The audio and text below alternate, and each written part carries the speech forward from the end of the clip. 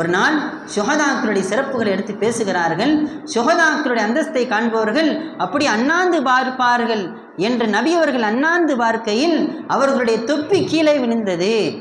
ஹத்தா வகாத் கலன் சுவத்துகு, இந்த ஹதீஸ் புகாரியில் பதிவு செய்யப்பட்டு இருக்கிறது.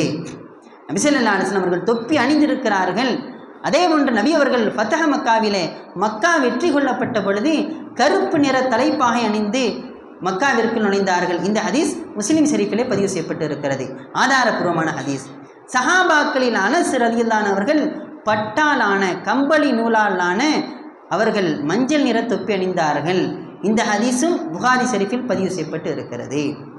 அதே போன்று சஹாபாக்களுக்கு பின்னாலே வாழ்ந்த தாபீன்களும் தொப்பி அணிந்திருக்கிறார்கள்.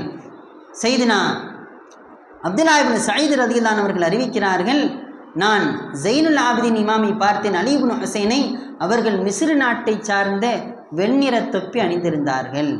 இப்படி நபி ஸல்லல்லாஹு அலைஹி வஸல்லம் அவர்கள் தொப்பி அணிந்ததாக புகாரியில் பதிவு செய்யப்பட்ட ஹதீஸ் இருக்கிறது. தலைப்பாக அணிந்ததாக ஹதீஸ் இருக்கிறது.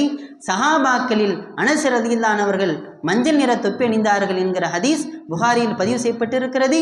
சஹாபாக்களுக்கு பின்னாலே வாழ்ந்த தாபீன்களான அந்த நாதாக்களும் ஜைனுல் ஆபிதீன் இமாம் போன்றவர்களும் மிஸ்ர் நாட்டை சார்ந்த வெண்ணிற தொப்பி அணிந்தார்கள் என்கிற ஹதீஸும் முஸன்னஃப் இப்னு அபி ஷைபாவிலே பதிவு செய்யப்பட்டு இருக்கிறது. நபி ஸல்லல்லாஹு அலைஹி வஸல்லம் சஹாபாக்கள் இமாம்கள் சையதுனா அபு ஹனீஃபா இமாமை பற்றி சொல்லுகிற பொழுது அவர்கள் பாட வகுப்பில் அமர்கிற தாவூத் தாய் சொல்கிறார்கள், அபு ஹனீஃபா இமாமை எப்பொழுதும் அவர்கள் தலை திறந்திருந்து நான் பார்த்ததில்லை என்கிறார்கள்.